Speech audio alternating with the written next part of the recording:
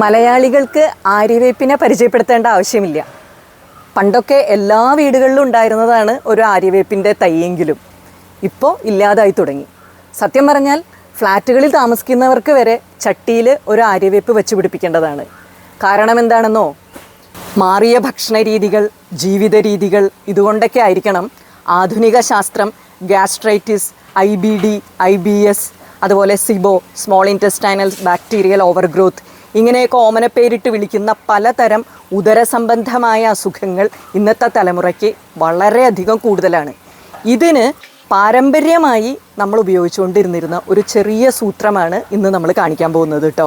ഗ്യാസ്ട്രൈറ്റിസിനും സീബോയ്ക്കുമൊക്കെ, അതായത് small intestinal bacterial ഓവർഗ്രോത്തിനും ഗ്യാസ്ട്രൈറ്റിസിനും IBSനും ഒക്കെ കാരണമായിട്ടുള്ളത് പലപ്പോഴും നമ്മുടെ സ്റ്റൊമക് ആസിഡ്സ് കൂടുന്നതല്ല, ഹൈപ്പർ അസിഡിറ്റി അല്ല, ഹൈപ്പോ അസിഡിറ്റി ആയിരിക്കും. അതായത് സ്റ്റൊമക് ആസിഡ്സ് കുറയുക എന്നുള്ളതായിരിക്കും.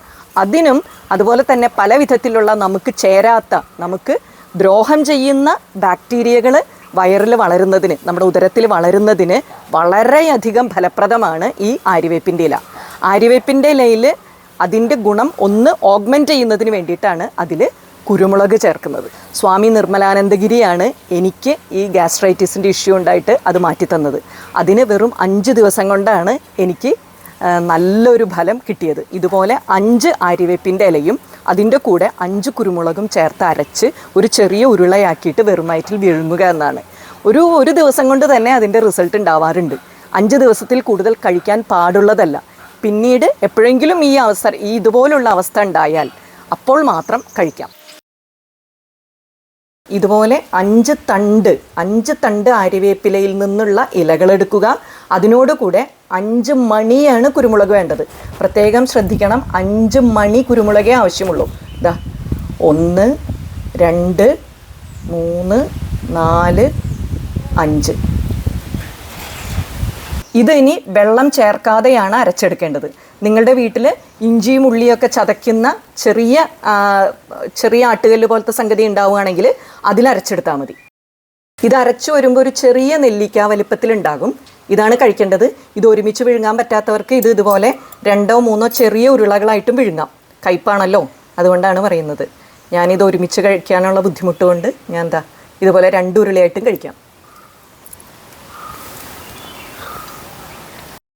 ഒന്നുകൂടി ഓർമ്മിപ്പിക്കുന്നു, ഒരു ദിവസം കൊണ്ട് നിങ്ങളുടെ പ്രശ്നം മാറുകയാണെങ്കിൽ, ഗ്യാസ്ട്രൈറ്റിസിൻ്റെ പ്രശ്നം മാറുകയാണെങ്കിൽ ഒറ്റ ദിവസമേ കഴിക്കേണ്ട ആവശ്യമുള്ളൂ.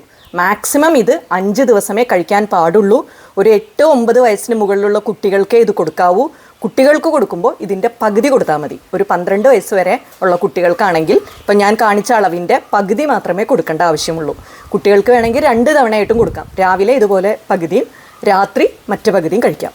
ഇനി ഒരു കാര്യം, ഇത് തീർത്തും കിട്ടില്ല എന്നുള്ള അവസ്ഥകളിൽ ഇതുപോലെ തന്നെ ആര്യവേപ്പിൻ്റെ ഇലയും കുരുമുളകും കൃത്യമായി ഈ അളവിൽ അരച്ചുണ്ടാക്കുന്ന നീം ആൻഡ് പെപ്പർ ഗുളിക നമ്മുടെ അടുത്ത് അവൈലബിൾ ആണ്, SBMൽ അവൈലബിൾ ആണ്.